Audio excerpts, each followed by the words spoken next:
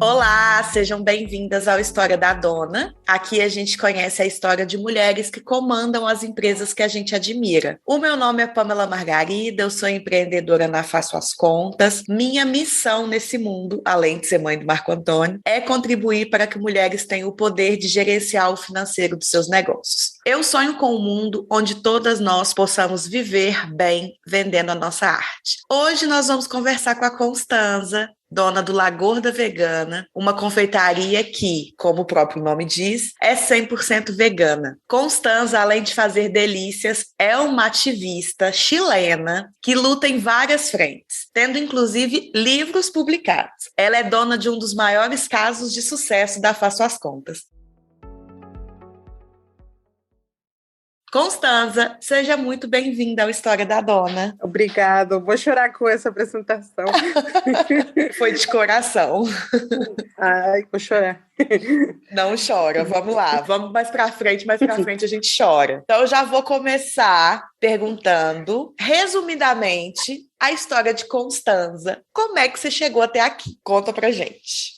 Bom, eu queria até começar falando, porque eu escutei os outros podcasts das donas, e eu acho que minha história talvez não seja muito fácil de se identificar, mas ela é muito boa para se inspirar, sabe? Porque sim, eu acredito que os contextos culturais também são muito diferentes, né? Como sim, você falou na descrição, eu nasci no Chile, e eu estou aqui no Brasil há 5 anos, e La Gorda Vegana tem 4 anos, por aí. Só que ela, seriamente, tem 2. Por assim falar, né? E qualquer história, como que eu cheguei aqui no Brasil, eu tinha muita vontade de aprender outro idioma que não fosse tipo inglês, que não fosse nada europeu, nenhuma dessas coisas do primeiro mundo, sabe? E aí eu percebia muito que existe essa diferença gigante entre Brasil e América Latina, que parece que é outro continente, né? Sim. E aí eu tinha muita vontade de aprender coisas em português, de ler livros em português, de entender as blogueiras em português. E minha namorada brasileira e uma amiga muito querida de Belo Horizonte, também é brasileira, e ela morou no Chile um tempo, e meio que ela também me inspirou a ir embora, né? Falou, amiga, vai embora, você pode ficar em casa um tempo, você tem um monte de coisa para fazer, junta um pouco de grana, e eu fiz isso, né? No Chile eu trabalhava também com comida vegana, só que nunca foi um primeiro trabalho, sabe? Sempre foi algo que acompanhava meus rolês. Tipo, como você falou, eu tinha um livro e eu fazia várias coisas de ativismo, assim, performance, oficinas, e cada vez que eu fazia uma oficina, eu levava aí meu soporzinho com comida. Sim. Levava uma caixinha com bolinho, tipo, sempre fazia, vendi na rua há muito tempo, e era algo que eu sabia fazer, né? E no Chile, o último ano que fiquei lá, eu estive trabalhando numa comedora, é que aí não sei como se fala em português, mas tipo, é um restaurante popular. Tem outra proposta de, por exemplo, ter mesas que são compartilhadas, não tem essa ideia muito de garçom que está servindo o cliente, tipo, a ideia é uma proposta mais horizontal, de self-service, que a pessoa também tem autonomia dentro desse espaço. Aqui em Belo Horizonte a gente chama de self-service. Porque você já morou aqui, então você sabe que a gente junta as palavras, né? Sei. Bom, e trabalhei nesse espaço, trabalhei 1 ano, e isso me deu também a experiência de trabalhar em um lugar com comida ao vivo, sabe? Tipo, um salão cheio que você está na cozinha e tem que produzir para todas as pessoas. E eu ficava especificamente na parte da confeiteria, e era um espaço vegano. E aí eu adquiri muita experiência, né? Adquiri muita mais confiança também de entender que as coisas que eu fazia ou as coisas que eu tinha para oferecer eram muito boas em termos de trabalho. E aí juntei dinheiro, juntei R$1.500, exatamente R$1.500, e fui embora. Eu peguei um ônibus desde Santiago do Chile até Rio de Janeiro, fiquei em um ônibus viajando e cheguei no Rio de Janeiro, e aí eu fiz a mesma coisa que eu fazia no Chile, tipo, fazia minhas oficinas e vendia comida. Quantos dias de viagem de Santiago ao Rio de Janeiro de ônibus? São 3 dias. 3 dias. E você com R$1.500 era tudo que você tinha. Não tinha mais nada. Também, tipo, não tenho família com dinheiro. Não tinha nada, literalmente nada. Eu tinha R$1.500, minha mochila, e tinha um carrinho de mão com 50 livros que eu tinha. Aí cheguei no Rio de Janeiro e aí fiz umas apresentações. Aí depois fui para Belo Horizonte, que foi onde fiquei mais tempo, que era onde tinha minha amiga, né? E foi em Belo Horizonte, em 2016, que eu inventei La Gorda Vegana. Sim. E é lindo também, porque você é de Belo Horizonte, e minhas amigas também são, e pessoas muito importantes são de lá, nessa história, sabe? Aham. Como a vida vai fazendo a gente encontrar as pessoas, né, com alguma conexão. Nada é por acaso, né, Constanza? E você criou a La Sim. Gorda Vegana aqui em BH para vender na rua, né? Sim, tipo, eu fiz uma página de Facebook, essa foi a criação, né? Aí eu falei, ai, mas que é o nome que eu coloco? E aí pensei, tá, eu sou gorda vegana. Fiz, bem natural, sabe? Não foi muito pensado com marketing ou estrategicamente. E aí comecei a vender nessa praia que fazia numa praça. Praia da Estação. Vendia aí no carnaval, tentava vender por encomendas. Saudades.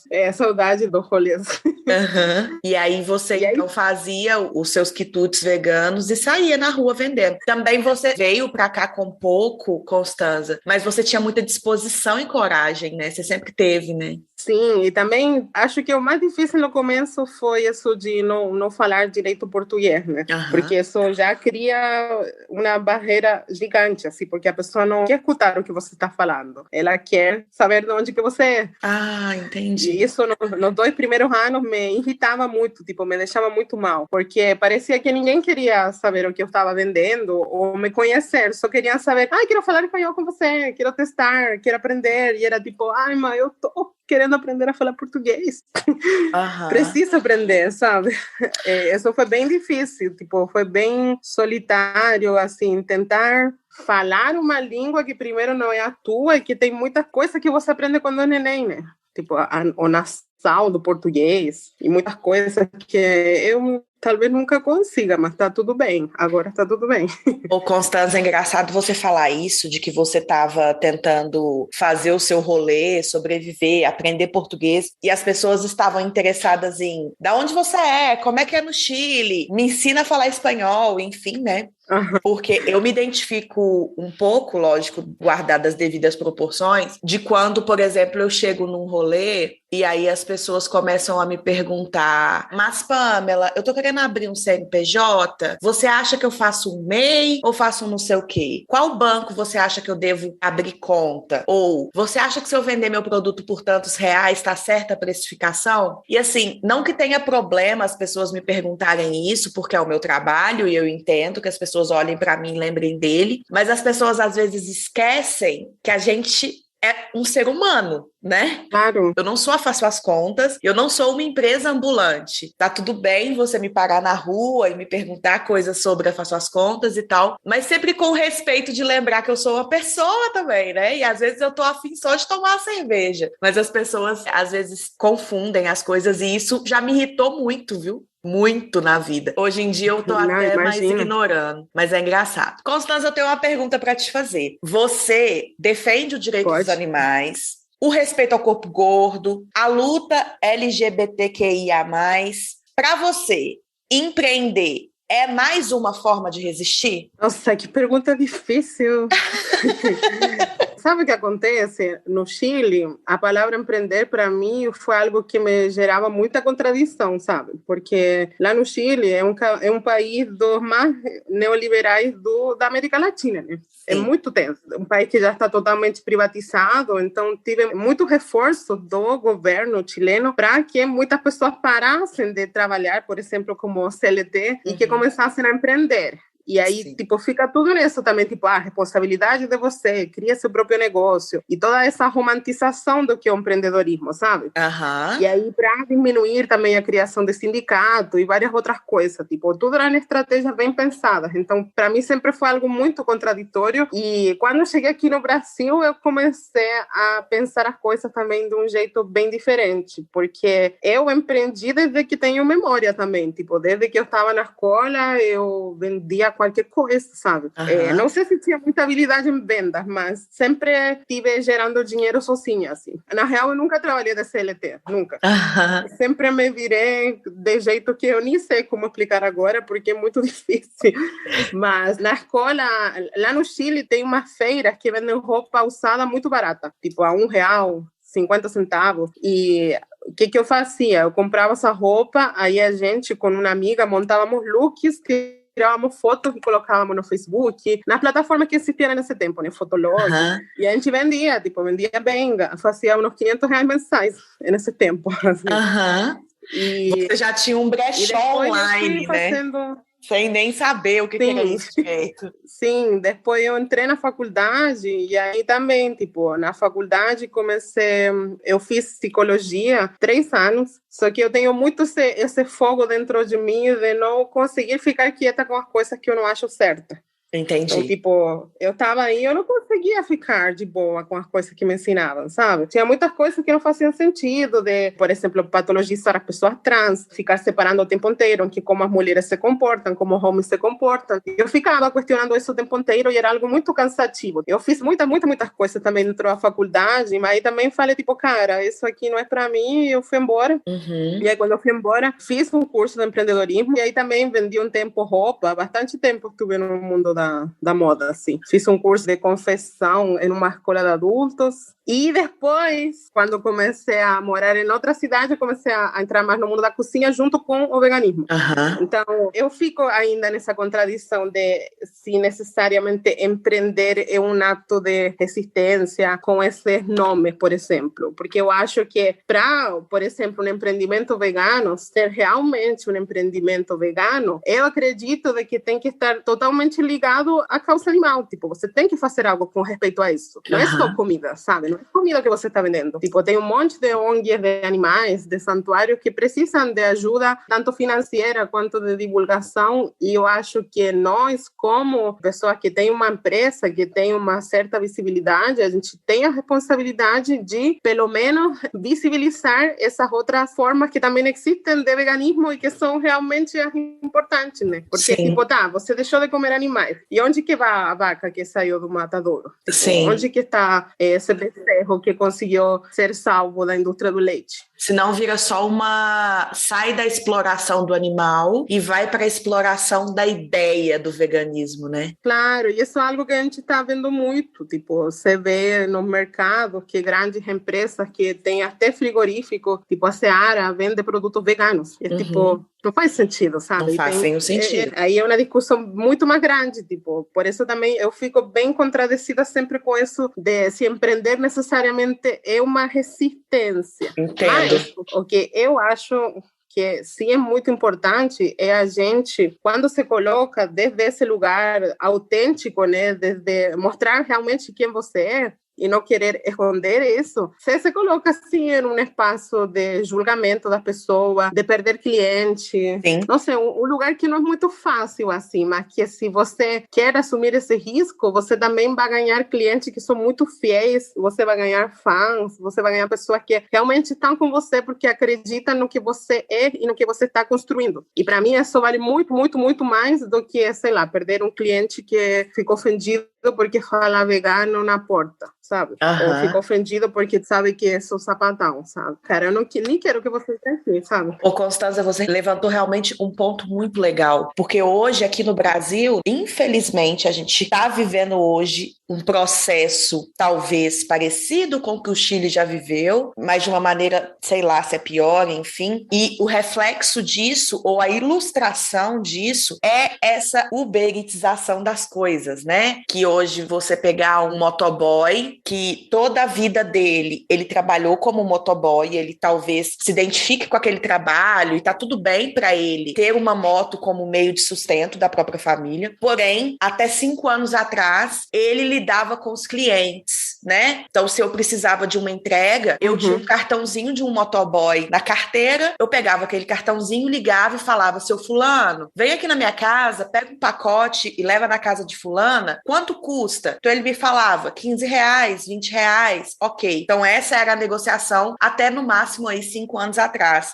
Então esse mesmo seu fulano hoje, ele não consegue trabalhar assim, porque foi tirado dele o poder de negociação com o cliente. Então, hoje, ele precisa se submeter a um aplicativo, ele precisa se submeter a uma empresa grande que ainda o chama de empreendedor. Então, realmente, nesse sentido, a palavra empreendedorismo também me incomoda muito. Mas eu, particularmente, Pamela, luto por um empreendedorismo que seja no sentido de nos libertar de ser colocadas nos lugares onde sempre nos foi colocado. Então, por exemplo, eu hoje, como uma mulher pobre, né, de família simples, gorda, preta, a gente sabe muito bem que com todas essas características acumuladas, eu ocuparia cargos na sociedade que a gente sabe onde estão. A gente não precisa de maneira nenhuma ser hipócrita e falar que é isso, não, você estaria como presidente da Coca-Cola. Muito difícil mesmo, né? A realidade é essa. Porém, eu posso hoje ser presidente da Faço as Contas. Claro. Sem romantismo, né? Sem romantismo, mas realmente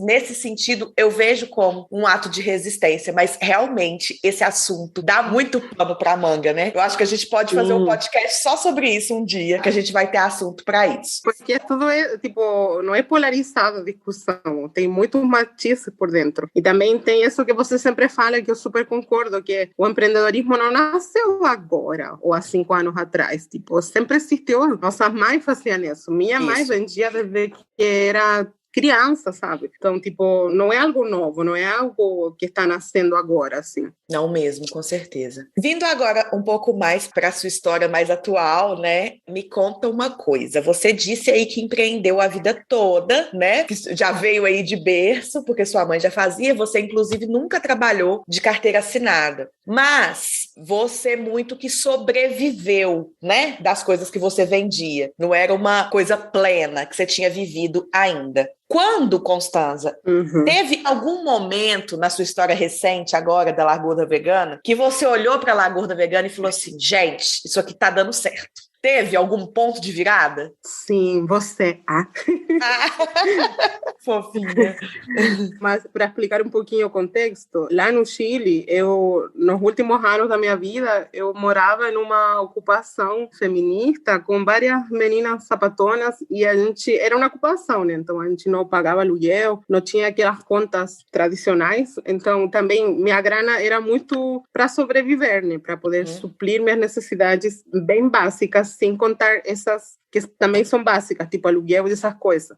Então, por isso também tive a possibilidade de juntar esse pouco de dinheiro ou de viver tantos anos também, sabe? Porque se fosse em outro contexto, não ia dar, né? Com certeza não ia dar. E quando eu cheguei aqui no Brasil também, eu morava em casa de amigas, mas ia assim, tipo, ficava um mês aqui, um mês na outra. Aí minha namorada voltou para o Brasil e aí a gente decidiu que queria morar junta em uma cidade que fosse interior, só que tinha que ser meio turística para eu poder trabalhar com comida e ela poder trabalhar com tatuagem, que é o trabalho dela.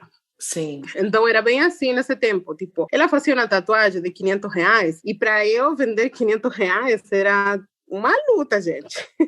Produto, quem trabalha com né? cozinha sabe que, tipo, não é tão fácil você vender R$500. E aqui em São Bento, na cidade que a gente mora, eu comecei a participar em feiras orgânicas que tinham sábado de manhã, comecei a participar em eventos que eram, sei lá, de sustentabilidade, todas aquelas coisas mais de cidade do interior, orgânica e coisinhas assim. E aí foi difícil, porque aí também tinha muitas pessoas que olhavam que era vegano e aí já se afastavam, mas eu segui firme e segura. E participei em todas as feiras que você podia pensar, participei em todos os eventos que me convidavam, sempre estive presente, sabe? Sempre estive em todos lados, nunca alguém pode falar que não me viu, sabe?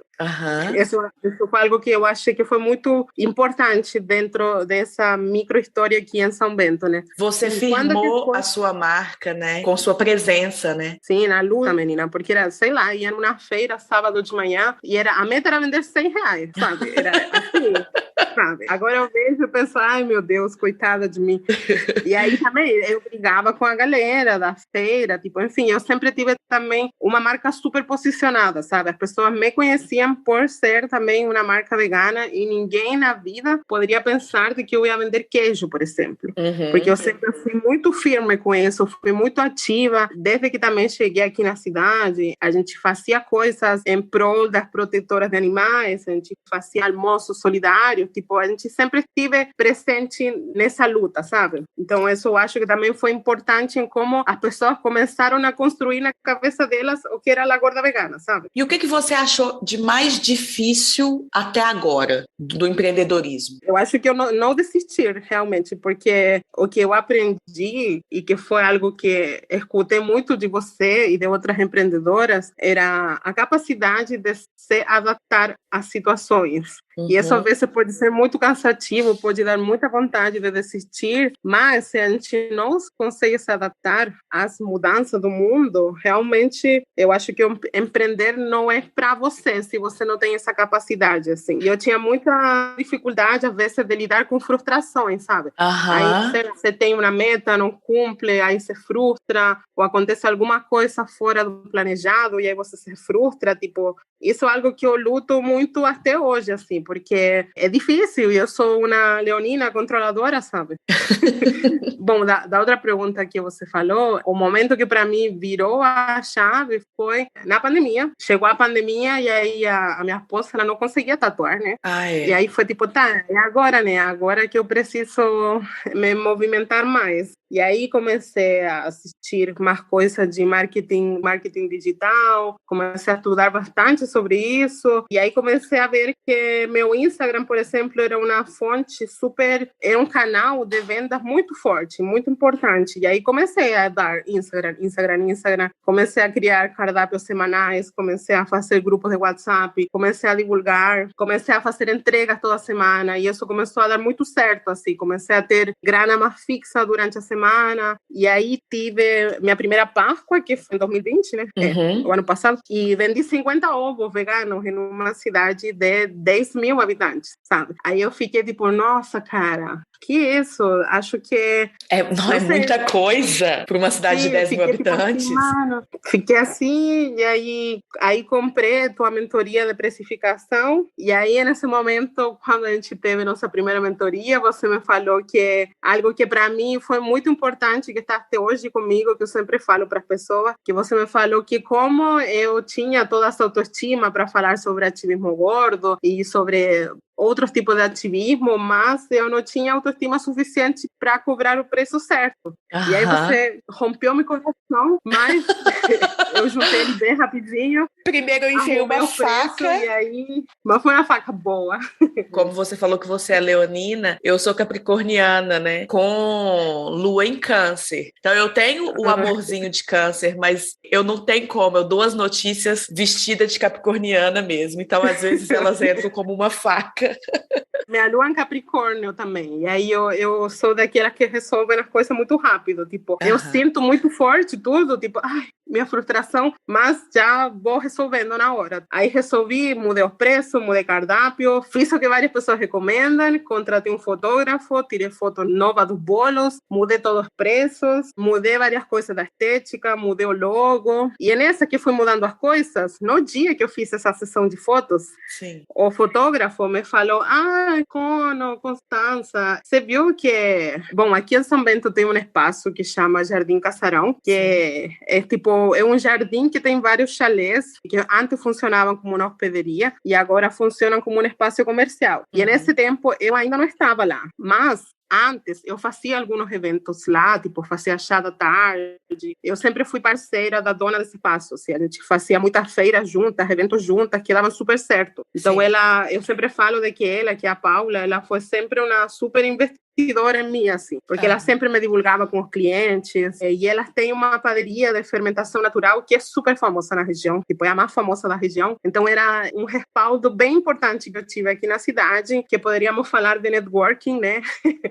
Esse networking foi muito importante, assim, e é muito importante a gente fazer isso de networking. Eu sempre ficava suando de, networking, mas, cara, contato na vida realmente são muito importantes. São. Muito, assim. Com certeza. Bom, e aí esse cara me comentou, a Paulinha comentou de que queria que você alugasse a cozinha aqui, que ela só pensava em alugar para você, só que ela nunca tinha falado para mim, sabe? E aí eu comecei a pensar na minha cabeça e falei, nossa, será que eu deveria alugar lá? será que eu deveria abrir um espaço agora, na pandemia? E aí falei com ela e deu certo, né, sabe? Aluguei o espaço e nesse momento eu falei, não, agora que eu preciso a mentoria de gestão financeira da Pamela, porque se eu não tenho a gestão como um tudo arrumada, eu vou estar destinada a falir, assim, porque eu não sei nada, tipo, eu não sei como gerir o negócio, e eu não tenho dinheiro para contratar alguém para gerir o rolê, e eu preciso fazer. E aí foi um momento real que também mudou, acho que foram esses dois momentos, quando eu fiz a mentoria precificação e quando abri o espaço, assim, porque quando abri foi tipo,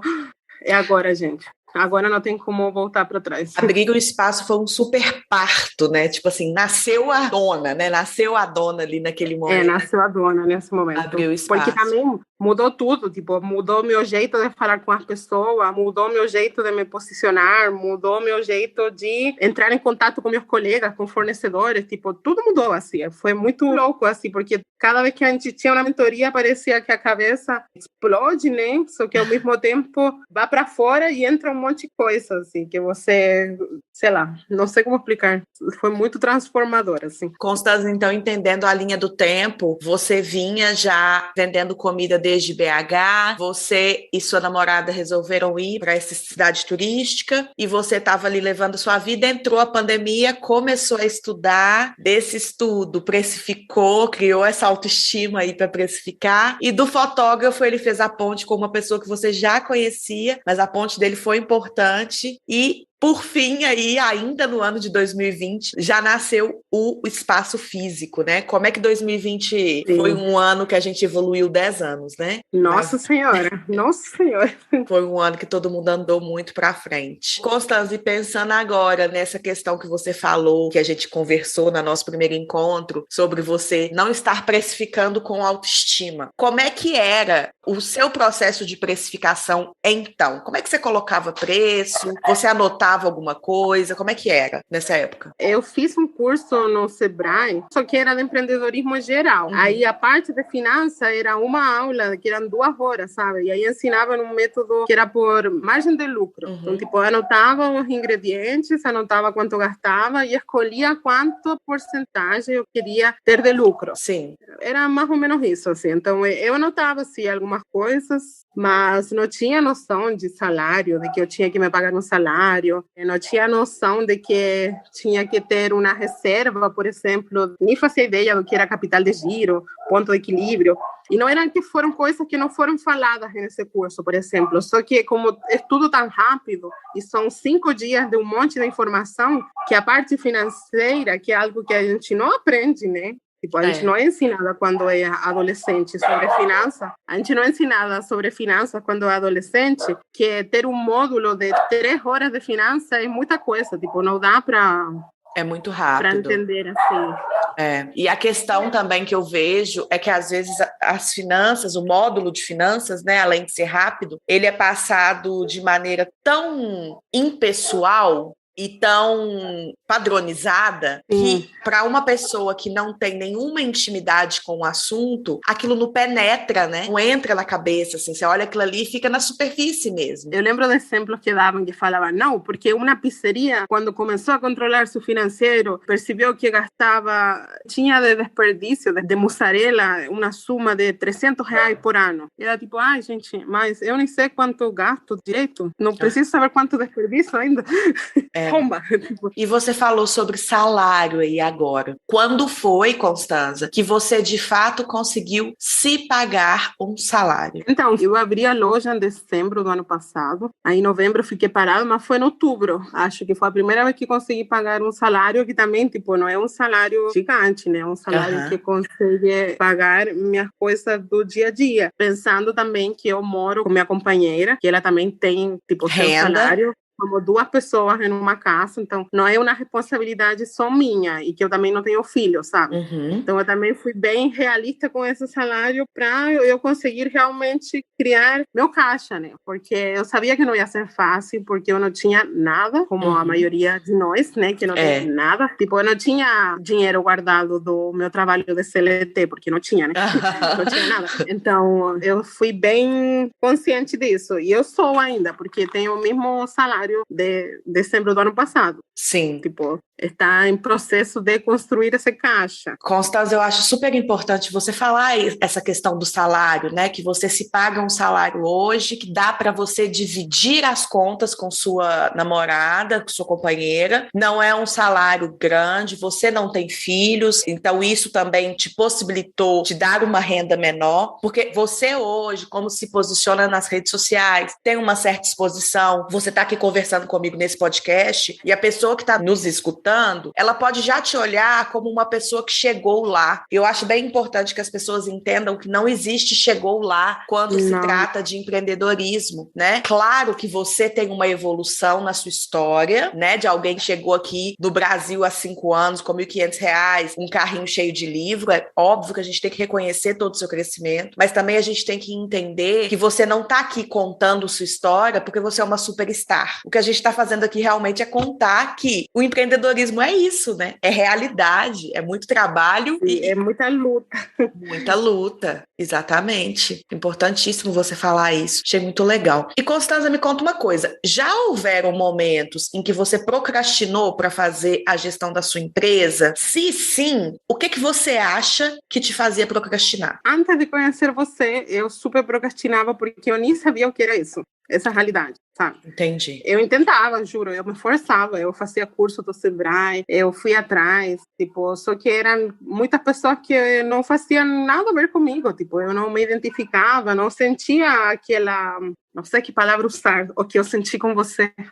Eu acho que é conexão, identificação, né? Sim, e tipo, e mesmo que não seja literal, assim, mesmo que não seja, obviamente, 100%, é tipo, entender de que você está falando com uma pessoa que está entendendo teu contexto, tipo, que está entendendo de onde você vem, tuas necessidades, o que você precisa nesse momento, porque eu sentia que tinha muito isso, né, tipo, coisa do Sebrae ou coisa de restaurantes muito cabulosos que já começam com investimento de R$100.000, que era tipo, não, para, não, isso não. Mas desde que eu conheci você, eu não procrastinei mais, essa é a realidade. Eu sou uma pessoa muito metódica, assim, eu sou muito a boa aluna, sabe? Aí eu tenho super organizada essa rotina da finança, da gestão, faz parte, igual que a produção, igual que a fotografia, igual que postar no Instagram, são tarefas que são obrigatórias, não tem como procrastinar, porque até me dá ansiedade, tipo, como que eu vou saber o que eu vou fazer se nem sei quanta grana vendi essa semana, gente? Tipo, preciso saber quanto vendi essa semana para ver se a outra posso descansar um pouco, ou vou ter que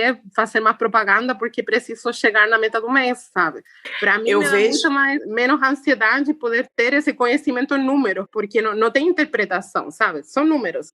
O número falou tal coisa, então você decide em base aos números. Mas o número não está te julgando, não está nada, só existe aí. Ô Constanza, eu vejo muito isso que você falou sobre procrastinava quando não entendia, e eu vejo hoje que é um certo sofrimento de quem começa a empreender, das mulheres que começam de dentro de casa, fazer uma comida, fazer uma roupa, fazer um acessório, e essas mulheres acordam às vezes diariamente sem ter vendas, né? Porque no início a gente sabe que as vendas não aparecem do nada, e essas mulheres não sabem o que fazer, e aí elas ficam um pouco paralisadas e chamam aquilo ali de procrastinação. E eu quero muito chamar a atenção de talvez uma mulher que esteja aqui nos ouvindo agora e precise ouvir, precise saber disso, que não ter conhecimento e não ter tido acesso ao método te faz não saber o que fazer mesmo. E às vezes você está se julgando como uma preguiçosa ou se julgando como uma pessoa que não tem ação. E o que te falta é conhecimento. Às vezes a gente tem que abraçar a nós mesmas assim e falar assim, tudo bem, eu entendi que você não sabe, vamos procurar quem nos ensine, ao invés de ficar se julgando, falando, você é uma preguiçosa. Porque eu sei que mulher faz isso, né, Constanza?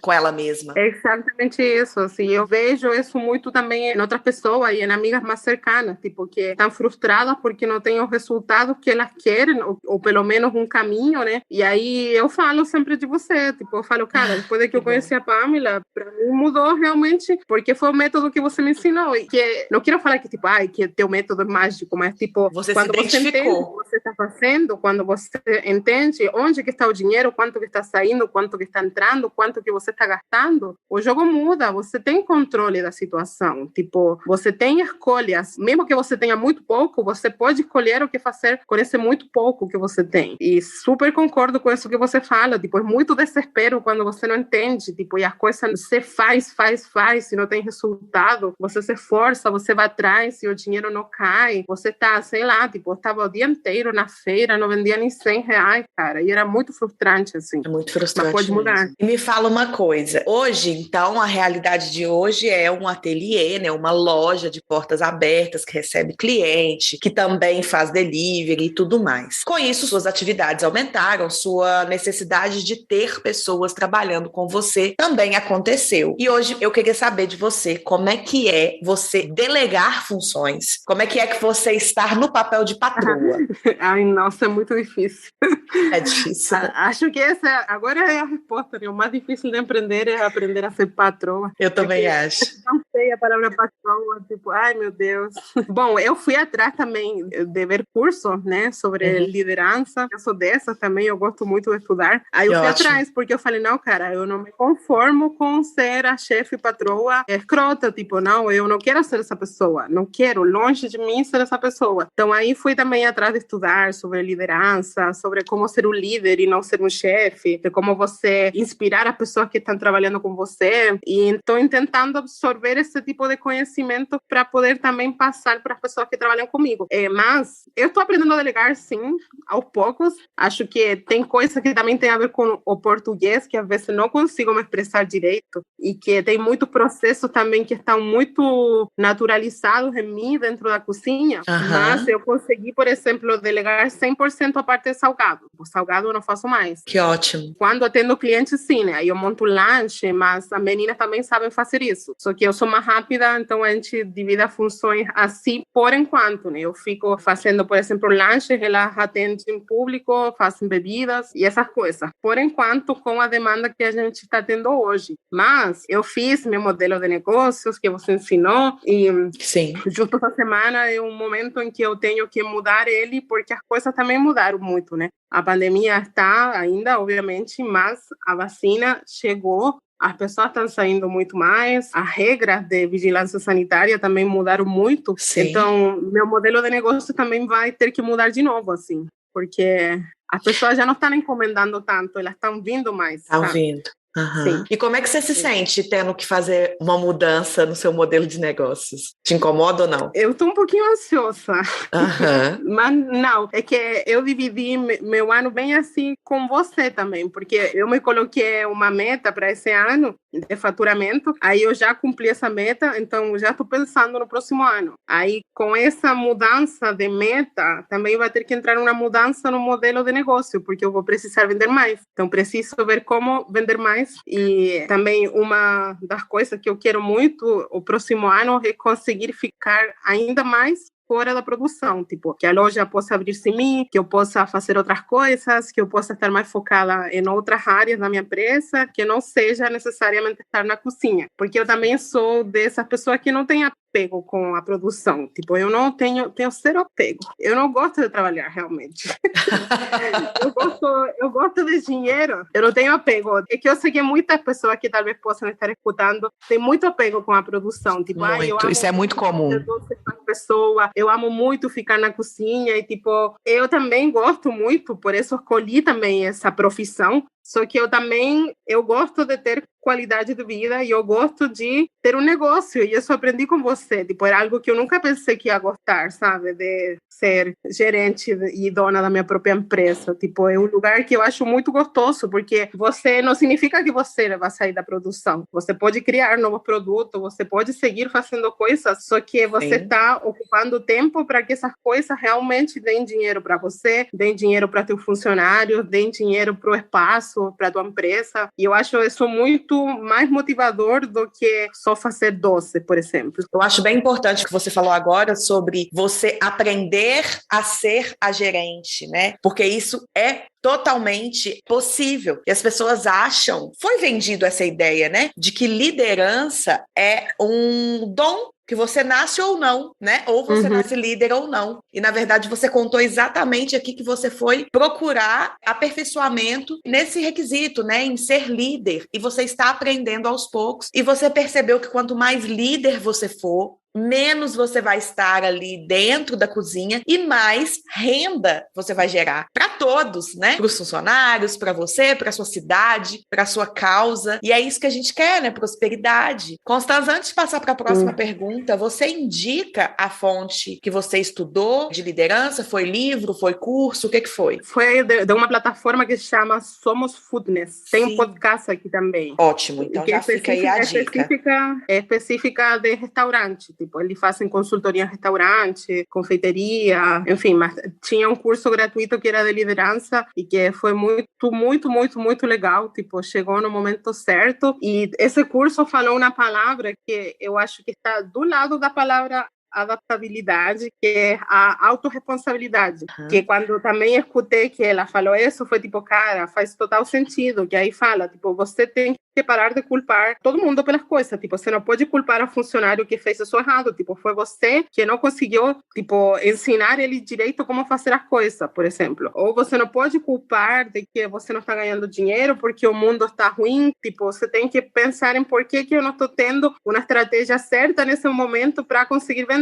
E eu achei bem interessante esse conceito da autorresponsabilidade, também pensando no contexto social, né? Tipo, a gente também está num momento de crise muito tenso, muito triste, assim. Então, eu acho que pensar na autorresponsabilidade com a gota do social também faz aquele equilíbrio em que você pode se fazer cargo, mas também sem essa cobrança excessiva, assim, de que tudo é tua culpa, sabe? Mas se responsabilizar pelas decisões que você toma é algo que uma empreendedora tem que aprender a fazer também. E você pode errar, e vai errar muitas vezes. Legal, muito bom. O nome dela é Renata Cruz, eu achei aqui no Instagram. Inclusive, muito legal a plataforma, que bom que você deu essa dica. Agora uma pergunta, assim, que eu gostaria muito que você contasse para as pessoas, principalmente para o público que trabalha com comida, com algum nicho, né, como é o caso, como vender comida vegana em uma cidade do interior de São Paulo, onde a gente sabe que a cultura da carne é muito tradicional. Conta pra gente. Foram várias coisas que eu fui fazendo naturalmente e depois eu percebi que tinha uma estratégia por trás disso, né? Mas minha estratégia sempre foi falar que era vegano. Talvez se eu fizesse de outro jeito, talvez poderia ter mais clientes. Só que minha proposta de empresa é sempre falar que é vegano, porque isso faz parte dos valores fundamentais da minha empresa e que é algo do que eu não vou abrir mão. E é um fenômeno que eu vejo em várias confeiteiras que são veganas, ou em várias pessoas que têm restaurante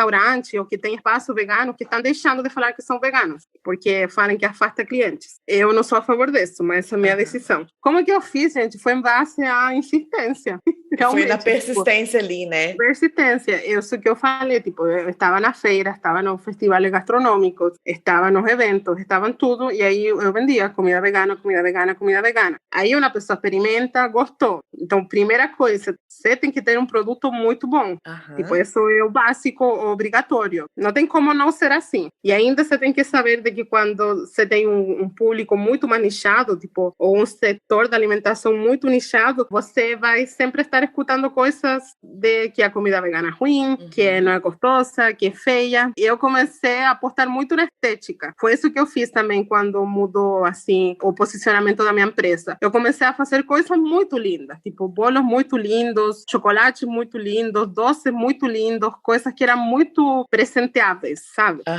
E até no seu balcão também, né? Porque eu vejo fotos dos sanduíches, eles são maravilhosos. Sim, eu prezo muito pela estética. Eu acho que, para mim, essa foi uma das coisas que trouxe mais clientes, assim, que as coisas são muito lindas. Tipo, a gente capricha em tudo, na apresentação, na embalagem. E isso que a gente não investe muito em embalagem. Tem coisa mais simples, mas, por exemplo, minha namorada faz lettering. Aí ela, durante a pandemia, a gente focou muito nisso também, em criar coisa bem, tipo, caixa de presente, dia dos namorados. Eu comecei a apostar muito nas datas sazonais e muito nas encomendas. E isso foi algo que me salvou durante o ano passado, né, na pandemia, como a gente não podia abrir o salão maior parte do tempo, a encomenda foi definitivamente o que me levou ao sucesso. E aí, de novo, tipo, as coisas são muito lindas, então meio que a pessoa não liga muito se é vegana ou não, porque é muito linda. Aí a pessoa experimenta e vê o que é gostoso. Então aí compra de novo, indica para outras pessoas. Aí minha marca também começou a ganhar essa importância, assim. As pessoas reconheciam as coisas feitas pela Gorda Vegana, as pessoas começavam a falar sobre mim, a indicar.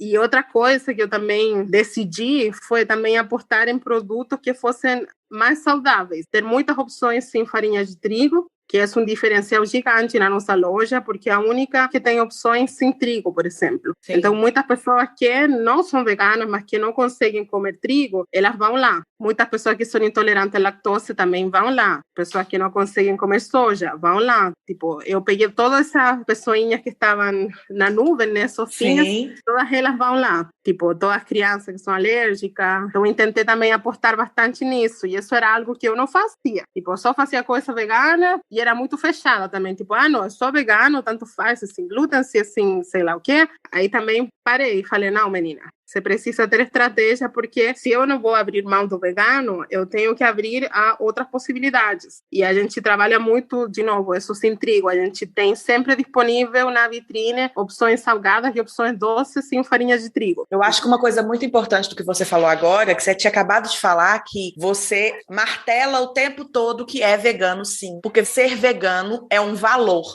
da Constanza e da La Gorda Vegana, consequentemente, né? Então, você bate nesse martelo. Mas, quanto a fazer comida sem glúten ou sem trigo, enfim, você antes era uma coisa que você não queria, mas agora você faz por estratégia e isso não fere os seus valores, né, Constanza? Eu acho que isso é muito importante das pessoas entenderem também, que às vezes a gente tem sim que cuidar por estratégia e isso, na maioria das vezes, não vai ferir nossos valores. Claro que a gente tem que estar atento a isso, mas dá sim pra gente ser um pouco mais comercial, sem vender a alma pro diabo, né? Sim. Por exemplo, eu tinha bastante contradição também com vender comida saudável, por exemplo, porque a comida vegana não é sinônimo de saudável. E também tinha várias coisas, tipo, eu sou uma pessoa gorda, aí as pessoas acham de que as pessoas gordas não são saudáveis. Então, tipo, era algo que acontecia muito nas feiras, por exemplo. Eu vendia esfirra integral. E aí as pessoas achavam de que era vegana, comida vegana saudável, e aí olhavam que era uma pessoa gorda vendendo isso. E pessoas falavam, tipo, foram várias vezes que pessoas falaram coisas para mim, tipo, foram situações bem ruins, assim, bem vergonhosas, mas eu sempre estive firme, assim, porque também foi uma escolha que eu fiz. Só que quando você faz escolhas também dentro do nome da tua marca, você também tem que estar disposta a essas coisas, né? As pessoas vão falar, vão comentar. Ainda agora mais no mundo da internet, né? Que as pessoas nem têm que dar a cara para falar coisa ruim de você. Você pode ser alvo de muitas críticas, de muita zoeira, de muitas piadas. Eu tinha muita contradição em falar comida saudável, mas também, tipo, eu falei, tá, uma quiche sem trigo com legumes é saudável, gente. É saudável, vai fazer o quê? Vai fazer o quê? É assim, tipo, eu como também. E eu sou saudável. Aí também entrou na parte de que você tem que educar o cliente também. E aí, dentro do meu Instagram, eu também faço, às vezes, algumas coisas, tipo, alguns reels, alguns vídeos falando sobre como é ser gorda e como é ser vegana. Eu acho isso importante também, porque meus clientes também vão me conhecendo. Com certeza. E como a gente sempre fala, e como você sempre fala, que a gente é a nossa blogueira da nossa marca. Então, tipo, a Gorda Vegana sou eu. E é isso que eu sou, e é isso que eu ofereço para vocês. Quando vocês entram no meu espaço, você entra na minha casa, sabe? Tipo, é uma loja, mas você entra e você vive totalmente uma experiência que fala sobre a comunidade LGBT, que fala sobre veganismo, que fala sobre os animais. Tipo, a gente tem murais de veganismo. Enfim, tem várias coisinhas que a gente também escolheu intencionalmente para que a pessoa entenda de que esse lugar é o lugar que é nossa casa, tipo, é nosso lar. E que eles estão entendendo, né? Sim, que tem pessoas que não vão se sentir bem-vindas e tá tudo bem, porque, sei lá, tem McDonald's, tem Starbucks, tem um monte de outros negócios onde vão se sentir confortáveis. Eu quero abraçar as pessoas que se sentem confortáveis no meu espaço, que se sentem seguras, que se sentem acolhidas, porque a gente não tem esses espaços no mundo. Então, se eu puder criar isso para outras pessoas, eu já fico muito feliz, assim. É maravilhoso isso. Uma coisa que eu fiz muito para ganhar clientes foi registrar toda a minha jornada. Tipo, isso foi algo que eu fiz intencionalmente. Desde que eu comecei a alugar, como mudei o espaço, como que eu fui saindo das feiras para chegar na loja, como que eu fui comprando meus equipamentos. Tipo, eu mostro tudo, tudo, tudo, tudo. E as pessoas estão junto comigo, sabe? Tipo, elas estão comigo torcendo para eu ganhar mais dinheiro, para eu comprar mais equipamentos, para eu ter sucesso. E essas pessoas que estão comigo são meus clientes. Então, eu acho que essa conexão pessoal que a gente consegue criar, ainda mais quando você mora em cidade pequena, é muito mais forte. E a gente tem que aproveitar isso. Tem que aproveitar o quão perto você está da pessoa para também fazer elas parte dessa história. Porque elas fazem parte disso também. E eu acho importante que a gente coloque elas como parte da gorda vegana. Eu falo que elas são minhas gorditas, por exemplo. Eu acho isso maravilhoso. É isso mesmo, as pessoas meio que estão ali fazendo, elas te seguem, elas seguem tanto a sua história, e para elas seguirem a sua história, não é uma coisa mágica, né? Foi você tirando fotos, vídeos e textos da sua vida e mostrando para elas, porque não tem outro caminho. A partir desse material que você forneceu para elas, elas se identificaram e com isso hoje elas fazem parte da sua história, da história da sua empresa, a ponto de você poder chamá-las de gorditas, né? Que eu acho muito legal, assim, essa comunidade que você criou aí. E eu acho que é uma coisa muito surpreendente você conseguir fazer isso numa cidade, mais uma vez falando, né? Interior de São Paulo. Mas você mostra muito bem que é possível. Ô Constanza, aqui no História da Dona, a gente tem um quadro fixo, que é uma pergunta que eu faço para todas. E esse quadro se chama Antes e Depois da Gestão Financeira. Então, eu quero te perguntar, qual peso você dá para a parte da gestão financeira e quantos por cento do seu tempo é dedicado a ela hoje? Minha rotina é assim, eu anoto as coisas no papel, eu sei que você não gosta. Não, mas tá tudo bem, fazendo é o que importa. Eu anoto todas as vendas no papel, né? Eu abro aqui a loja de quinta a sábado, mas eu aceito encomendas também durante a semana. Então aí eu anoto tudo e geralmente segunda-feira eu passo tudo para a planilha e aí faço uma análise de quanto que eu estou perto da meta, quanto que estou longe, quanto que vai faltar, o que eu tenho que fazer. Então, tipo, devem ser umas 4 horas ou às vezes mais por semana que eu faço isso, tipo, que eu traspasso na planilha e eu vejo. E aí depois, no final do mês, eu faço uma análise do mês e do ano. Tipo, aí eu vejo quanto vendi no mês, aí eu sumo quanto sobrou e aí eu vou analisando quanto de caixa que eu tenho e quanto que eu estou ganhando meio que por mês, sobrando, entre aspas, sabe? Eu criei essa rotina comigo. Aí é mais tempo ainda, então. Só que eu sinto que a gestão não é só colocar na planilha, né? Porque você está pensando nela o tempo inteiro. O tempo inteiro. Sim, então por isso aí, tipo, quanto tempo também ocupa, eu acho que tudo, porque eu fico pensando nela o tempo inteiro, sabe? Tipo, não, quanto falta aqui, não, porque eu quero descansar esse dia, então tenho que vender mais hoje. Eu tento colocar a gestão, o trabalho e o descanso muito junto, sabe? Então hoje, você acha que ter uma gestão organizada te possibilita escolher esses dias de descanso? Sim, com certeza, sim, com certeza. E aí essa gestão também entra nas datas sazonais também. Tipo, por exemplo, agora está vindo o Natal. Sim. Então é agora que já estou me organizando na gestão para ver quanta grana eu posso gastar, quais são os produtos que eu vou colocar, quando que eu vou comprar, quando que eu vou tirar fotos. E isso é o ano inteiro, né? Porque tive Dia das Crianças, vai ter Halloween, tive Dia dos Pais, tive Dia das Mães, tive dia, sei lá, já nem lembro agora.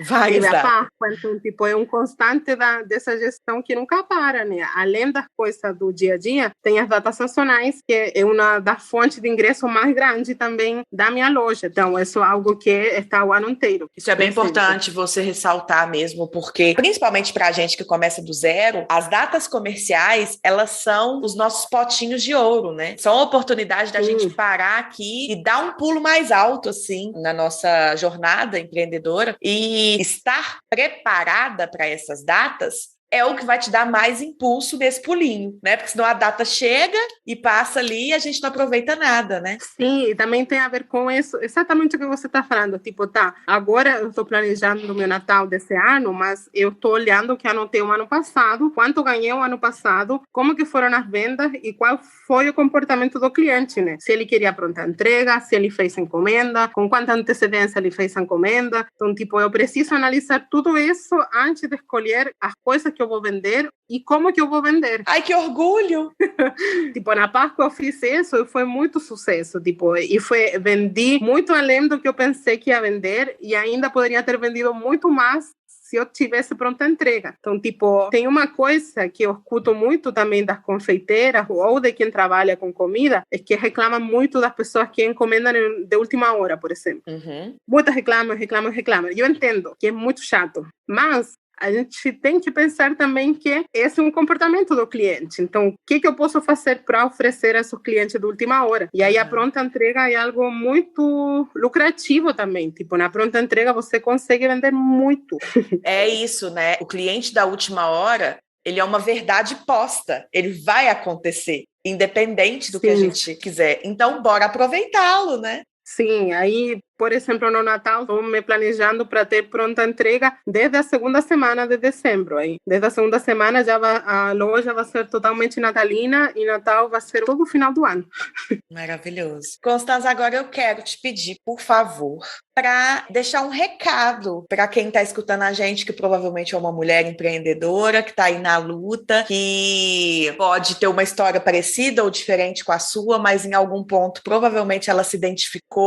E aí, qual recado você quer deixar para ela? Olha, eu acho que uma coisa muito importante é que você não se compare. Não fique se comparando com as pessoas que estão nas redes sociais, que estão tendo muito sucesso. Uma coisa é se inspirar e a outra se comparar, porque cada uma tem histórias diferentes, assim. E quando a gente se compara com outra pessoa que talvez veio de um lugar totalmente diferente do nosso, o caminho para frustração e desistência está muito perto. Muito. Você tem que respeitar sua própria história, você tem que respeitar seus tempos e você tem que acreditar em você, né? Eu acho que isso é o mais importante, que foi o que você me ensinou, assim, acreditar de que eu merecia ganhar dinheiro, de que eu merecia acreditar no meu potencial, na minha capacidade de gerar dinheiro, porque eu não acreditava em mim nesse lugar, sabe? Tipo, eu acreditava em mim em muitas outras coisas, que eu era muito foda em muitas coisas, mas essa relação com o dinheiro sempre foi algo muito problemático. E a gente não acredita que a gente merece isso, a gente acredita de que sempre tem que estar atrás, que a gente não merece ganhar dinheiro. Mas eu gostei muito disso que você falou sobre não se compare e acredite mais em você. E o fenômeno Instagram, principalmente da pandemia para cá, né, desde que nós entramos na pandemia até agora, ele vem machucando muito as mulheres, né? É uma rede social que parece que a gente entra para se machucar e não precisa ser assim, né, Constanza? Claro, tipo isso, você escolhe quem você acompanha, você escolhe as coisas que você olha. Tipo, a gente não tem que se ficar comparando com toda essa galera que está faturando milhões, que fala que você não tem sucesso porque você tem mentalidade de pobre. Tipo, gente, ai meu Deus, tipo, o negócio parece até piada, cara. Você é pobre porque com a mentalidade de pobre. Tipo, a gente está no Brasil, a gente está na Latinoamérica, a gente está no terceiro mundo, pelo amor de Deus. Tipo, não é assim que funcionam as coisas. Vai muito além da vontade, assim. Muito Mas além. eu acho que não se comparar e ter um propósito, eu acho que são as duas coisas mais importantes, assim. Quando você cria uma empresa, você tem que entender o que você está fazendo e para quem você está fazendo. Porque você pode perder muito tempo nessa nuvem de não saber realmente, né? De querer abraçar o mundo inteiro. Você quer vender para todo mundo, para todos e de tudo. E isso não vai dar certo, gente. Você tem que focar no teu propósito. Você tem que escolher o que você vai fazer, quem você vai atender, com quem você vai falar. E não significa que não vão chegar outro tipo de clientes, né? Mas você vai conseguir direcionar melhor todas as tuas coisas, teus produtos, tua fala, tua comunicação visual, teus preços, tipo, tudo vai mudar.